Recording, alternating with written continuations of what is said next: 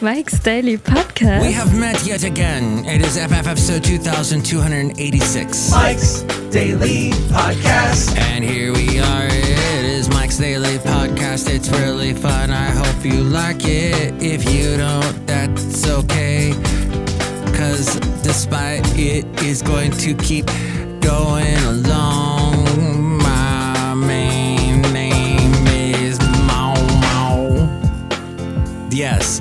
Because I feel like you need to sing like Mike's Daily Podcast. Eddie Vedder on just about every...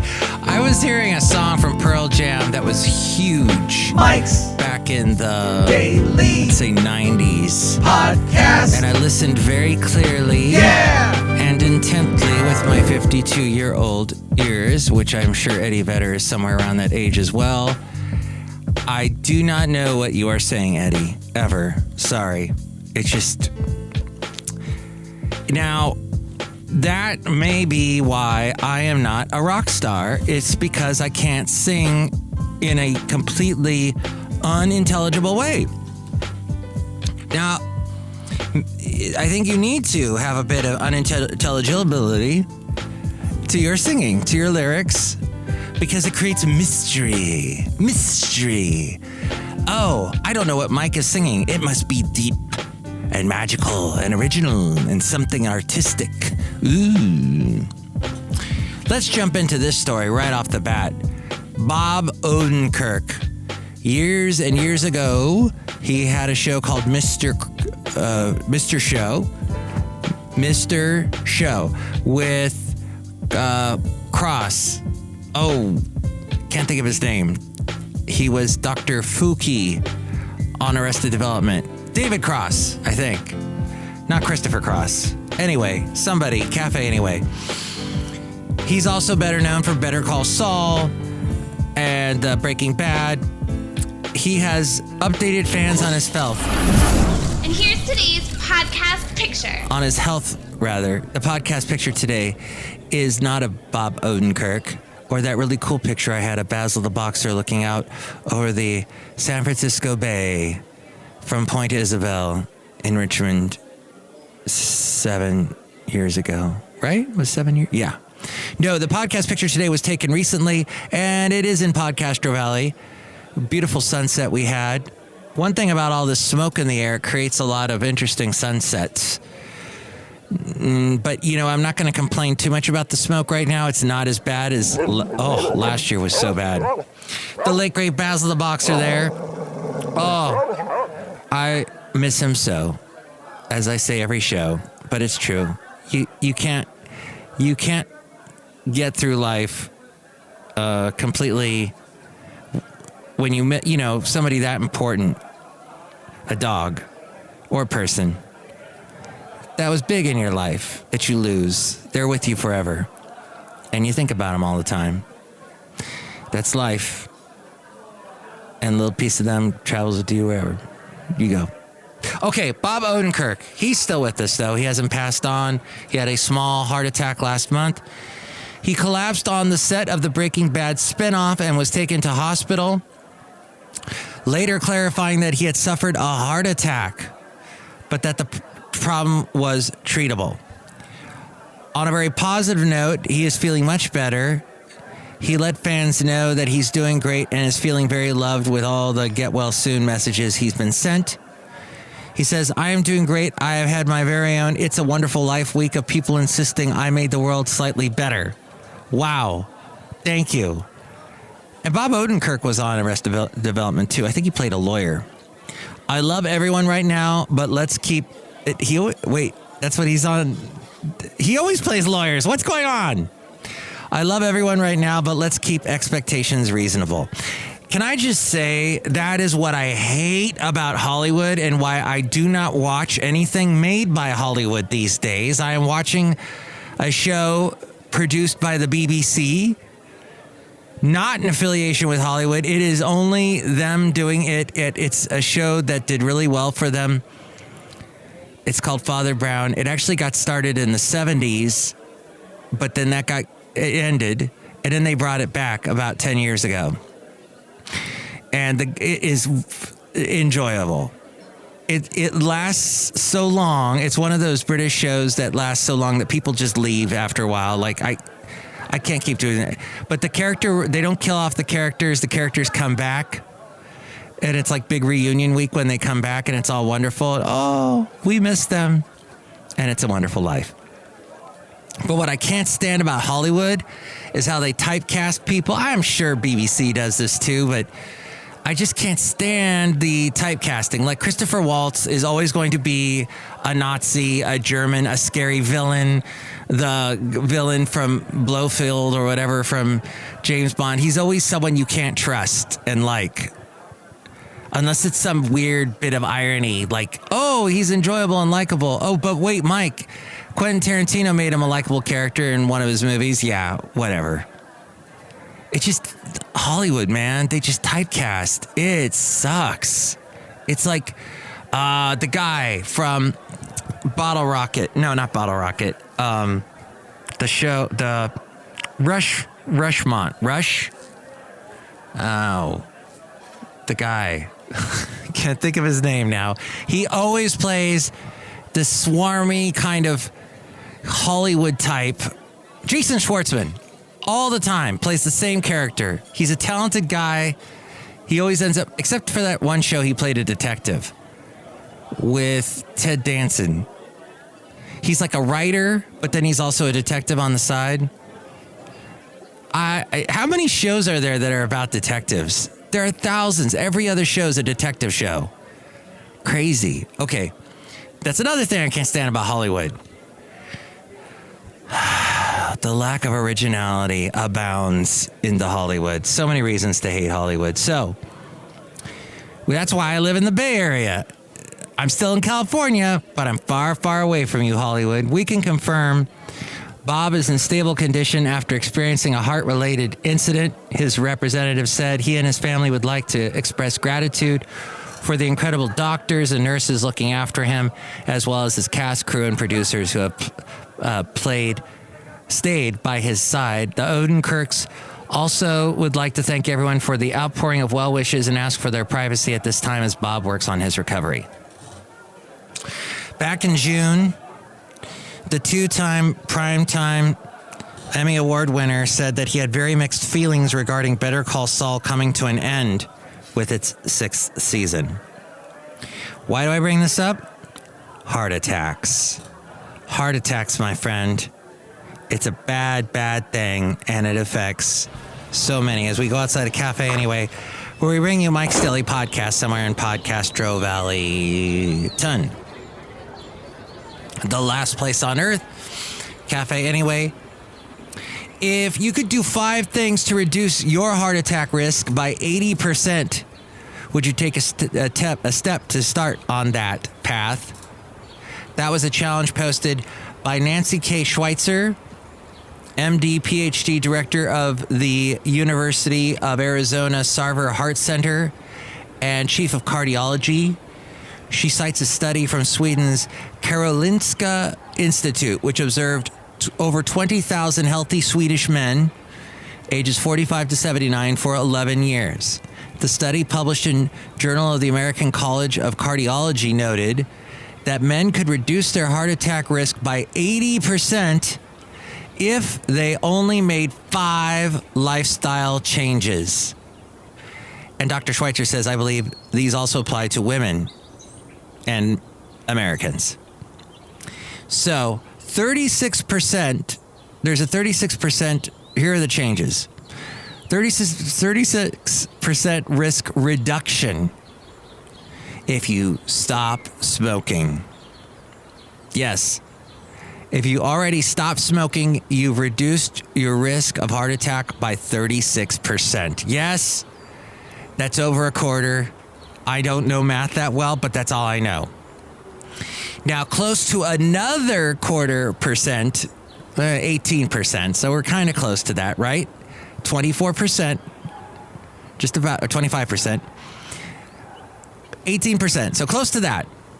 So quarter percent change, reduction, if you eat a diet rich in fruits. and vegetables and legumes. It's a fancy way of saying nuts, peanuts. Reduced fat dairy products, okay? So we want to avoid the fat that comes out of a cow. The fat that's in the butter. Yeah. Pauline and her butter. Butter makes everything butter. Well, nope. Butter kills you. Increases your chance of a heart attack by 18%.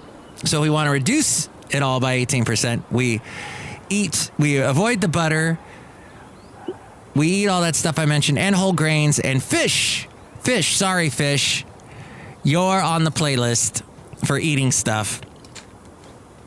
And I can tell you from other studies I have seen that mackerel's at the top of the list of fish you want to eat because it's full of healthy fats, followed by sardines. Of course, there's also salmon is up there. But those are the healthy fish. Tilapia, no. Tilapia is good. I mean, it doesn't have the healthy fats, but it's a healthier. I mean, it's healthier to eat than, let's say, pork or a steak. 12% reduction. Okay, so a little over 10% reduction in getting a heart attack and having one, which I don't ever want to get. 12% reduction if you maintain a waistline of 37 inches or less.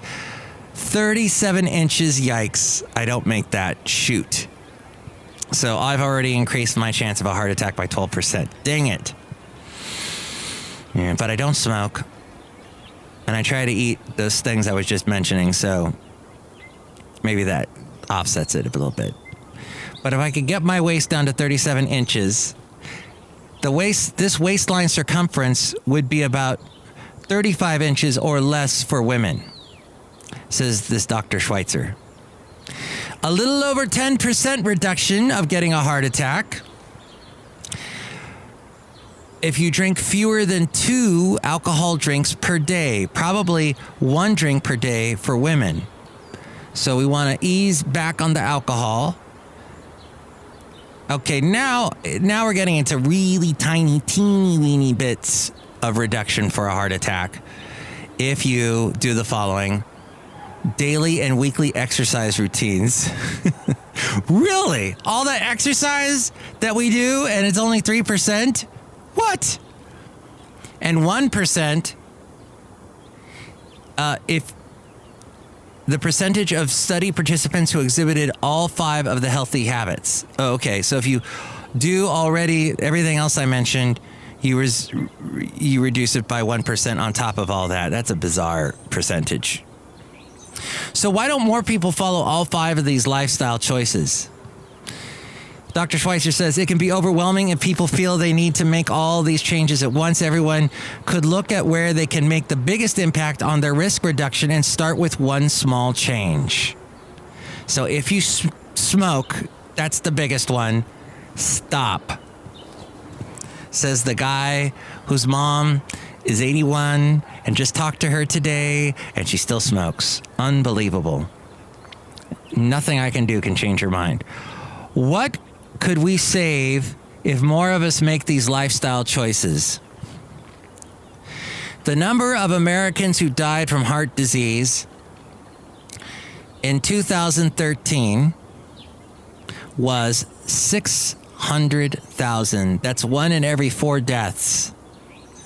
Heart disease is the leading cause of death for men and women, according to this. And you can read more about this at heart.arizona.edu.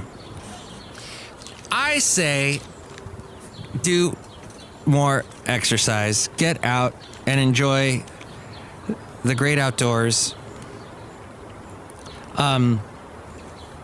Short walks in the woods and nature. Taking deep breaths of fresh air.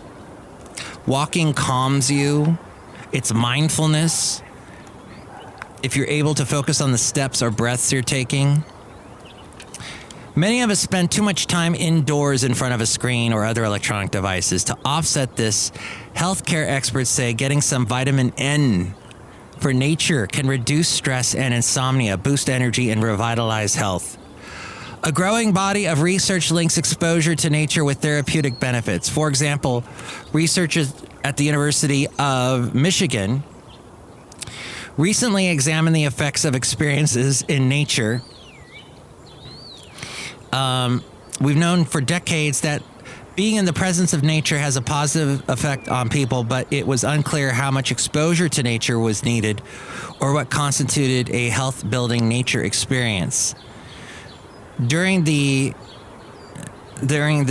study that was done, that was during an 8-week experience, participants spent at least 10 minutes 3 times a week connected with nature in some way, such as listening to the birds from a balcony, sitting under a tree, or walking a park trail. Saliva tests were analyzed for cortisol, rather.